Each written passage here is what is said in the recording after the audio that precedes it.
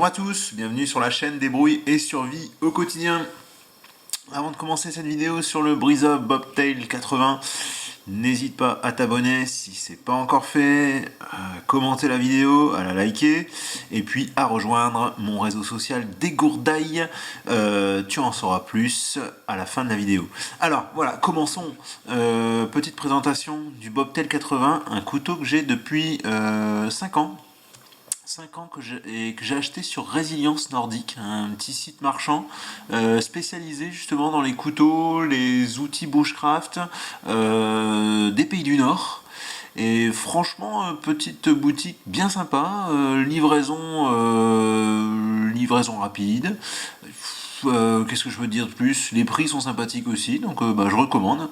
Je suis pas sponsor du tout, comme vous voyez, c'est un truc que j'utilise, que j'ai acheté moi-même, mais quand c'est bien, il faut le dire. Et surtout quand ce sont des petites boutiques qui marchent bien en ligne, il faut le signaler, parce que Amazon c'est bien, mais ça fait pas tout.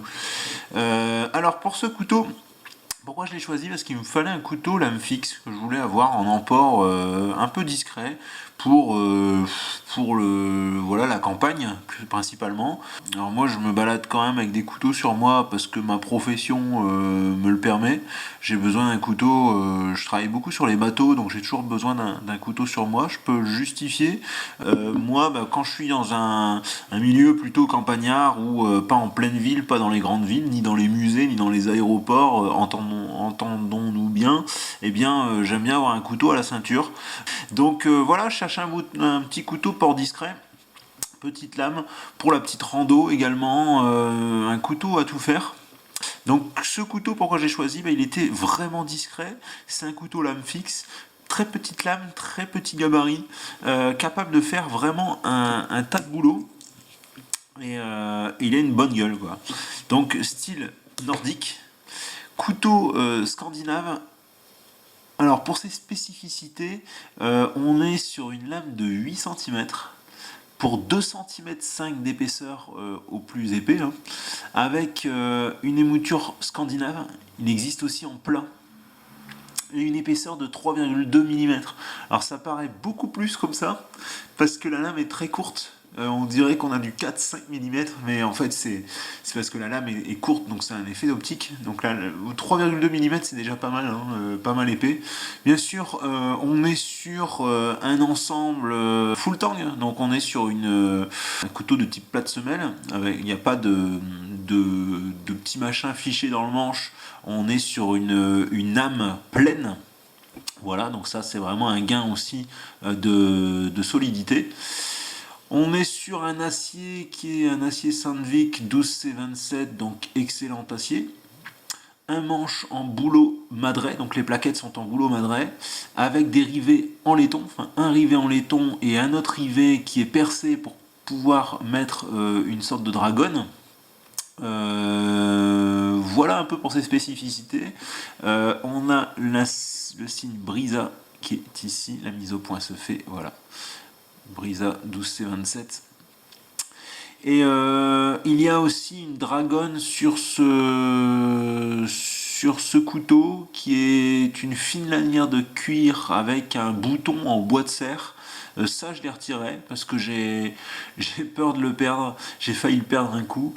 Donc là, maintenant, je l'ai remplacé avec un bout de lacet qui fait bien le job. Pour la pochette, on est sur du cuir épais, très épais, comme vous pouvez le voir. Fabrication espagnole. C'est épais à la fois souple en même temps, donc c'est du vrai cuir qui sent le cuir, et ça j'adore ça, quand on a vraiment quelque chose qui sent le cuir. Des grosses coutures qui m'ont pas lâché depuis 4 ans. Et puis, ce qui est bien, c'est que il existe peut-être plusieurs versions de cette pochette, mais c'est multiport. Donc je peux le mettre à la ceinture en port vertical, je peux le mettre en mode horizontal, ici. Voilà, on a aussi un passant pour le mode horizontal. Et puis on peut le mettre aussi en couteau de cou, en neck, avec cette petite, voilà, ce petit rivet ici creux. qui permet, voilà, ce petit œillet qui permet de mettre un cordon. Alors, en port de cou, je dirais non. Le couteau en lui-même, il n'est pas trop gros pour un tour de cou, mais quand même, une lame de 8 cm, c'est peu fréquent en tour de cou, donc ça pourrait peser son poids, et c'est surtout aussi l'épaisseur de la pochette qui fait que en tour de cou, c'est pas vraiment ce qu'il y a de plus évident.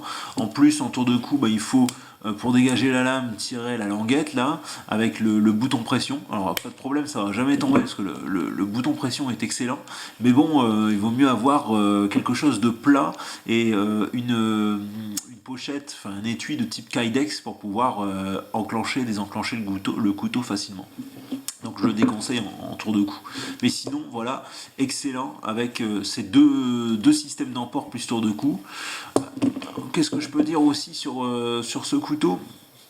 J'aime bien franchement la tenue. On est sur un 3 doigts et demi. Moi j'ai des grosses paluches pourtant, hein, et je suis en 4 doigts sur ce couteau malgré la taille. Bon, il est vrai que le petit doigt là ne retient plus grand chose parce qu'on a la coupe qui est assez fine tout au bout. Ce couteau-là, je l'adore pour tout, pour cuisiner, pour faire un couteau d'office, couteau discret dans le l'EDC. Et puis cette petite dragonne, elle me sert énormément parce que quand moi je fais du travail au-dessus de l'eau, comme je suis dans un bateau, eh bien j'aime pouvoir utiliser mon couteau sans avoir peur de faire tomber à l'eau. Et là, avec cette dragonne, il n'y a pas de souci. Voilà pour ce choix. Donc moi c'est quelque chose que je vais avoir toujours sur moi. Donc c'est soit celui-ci ou soit le Buck 110. Quand je suis pas sur les bateaux, ça peut être aussi le Buck 110 Folding Hunter. Donc c'est le couteau de chasse typique américain mais pliant. Mais quand c'est voilà, une lame fixe, eh bien, ça sera forcément celui-ci. Alors, pour l'histoire, Brisa, c'était Enzo à l'époque, donc les couteaux Enzo. Certains m'ont déjà dit dans les forums, ah mais ça c'est une copie de Enzo. Enzo avait sorti un couteau également pareil. Eh bien non, en fait c'est pas une copie.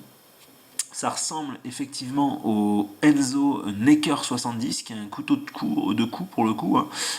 Sauf que là c'est le Bobtail 80, donc la lame fait 80 mm de long, le 70 fait 70 mm de long, donc un peu plus court, qui se prête plus au neck knives, au couteau de cou. Et le Enzo Necker 110 est en effet un peu similaire, mais n'a pas la même pochette. Surtout, Enzo est l'ancien nom de Brisa. Donc en fait, Enzo et Brisa, c'est la même chose. Il y a même des couteaux durant la transition qui s'appelaient les Enzo Brisa, Necker 70, Enzo Brisa, Trooper, etc., etc. Alors Enzo ou Brisa est né en Finlande durant l'année 95 et depuis ce temps-là, ils font des couteaux avec une gueule assez traditionnelle de couteaux nordiques. Et franchement, j'apprécie tout ce qu'ils font, j'apprécie. Je trouve ça vraiment excellent. Ça a une tronche différente de ce qu'on peut avoir chez la concurrence ou dans ce qu'on a l'habitude de voir. Moi, j'adore aussi son côté grosse lame, très fonctionnel, mais également son côté non agressif pour le décès. Alors, on est sûr pas sur un opinel. Un opinel, c'est plus simple à faire valoir. Un opinel, c'est le couteau français, c'est le couteau pliant pour couper le saucisson. Donc là, on est sur une lame fixe. Donc forcément, si on se fait contrôler avec, vaut mieux l'avoir dans le sac qu'à la ceinture ou dans la poche. En transport et non pas en port, on peut le faire valoir, voilà, plus facilement pour du camping que un Cold Steel Spartan, un couteau de combat ou les couteaux tactiques. Donc là, ça a vraiment quand même une bonne allure de couteau à champignons ou à saucisson. Mais quand même, ça reste une lame fixe, donc voilà, attention tout de même. Le manche est aussi très sympathique avec son en boulot madré, donc c'est pas égal entre une face ou une autre, donc on est sur du couteau quand même industriel, mais avec une petite patte d'artisanat tout de même. Alors je sais pas si tous les brisas sont comme ça, pour faire semblant que ce soit artisanal, mais bon, faut pas se leurrer, c'est quand même industriel. Il faut se dire aussi qu'en termes de prix, ça peut être que de l'industriel, parce qu'on est sur un couteau qui vaut, avec la pochette, 75 euros. Donc forcément, à 75 euros, on sort pas un couteau artisanal, hein, ça c'est impossible. Bon, on n'est pas sur du miroir, hein, comme vous pouvez voir, mais c'est poli de manière assez sympathique. J'adore l'acier 12C27 et une bonne petite pointe également. Il n'y a pas de garde, mais par contre, avec cette espèce d'écart entre le manche et la lame, je n'ai plus le terme exact, les puristes me le diront en commentaire, eh bien on a quand même une bonne préhension et on n'a pas le doigt qui risque de glisser sur le tranchant, surtout que là le tranchant démarre vraiment très près du manche, donc là c'est vraiment quelque chose d'appréciable aussi. Voilà un peu, donc en termes de transport, voilà, je le mets dans sa petite pochette. Et à la ceinture, voilà ce que ça peut faire. Voilà. Donc là, on est sur le port vertical.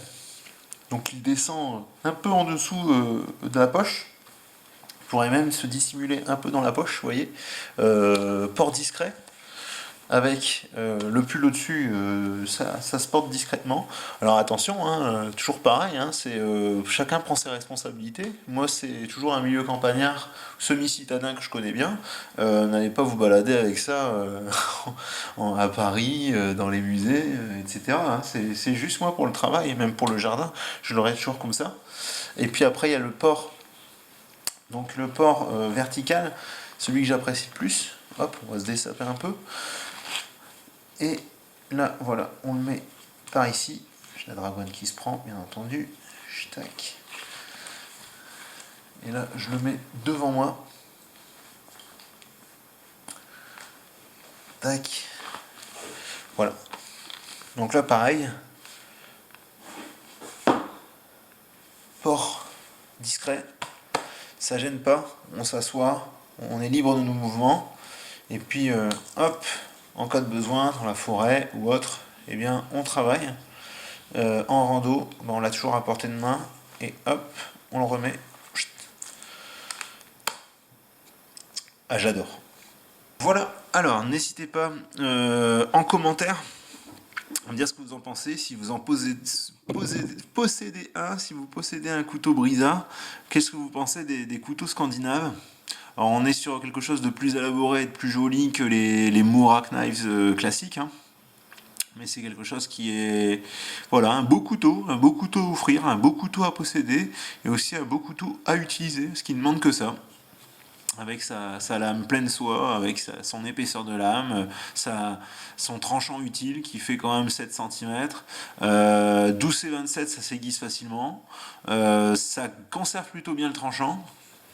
Donc voilà, bah écoutez, petit spot de pub traditionnellement pour le réseau social des Gourdailles, et je vous reprends tout de suite pour le mot de la fin. Cela fait quelques mois que je bosse sur un réseau social spécial survivalisme, débrouille, activités outdoor et bushcraft. Un espace d'échange sous pseudo où on pose des questions, où on y répond, où on partage ses trucs, ses retextes, ses articles, ses photos de décès, où on affine sa préparation, etc. On est déjà quelques-uns ici, mais plus il y aura du monde, plus ce sera intéressant. Alors, viens grossir les rangs de degourdaille.com. Le lien est en description. Et voilà, c'est terminé. Eh bien, n'hésitez pas à commenter, à liker, à partager. Et moi, je vous dis à très bientôt pour d'autres présentations et d'autres vidéos. Allez, ciao, ciao, salut.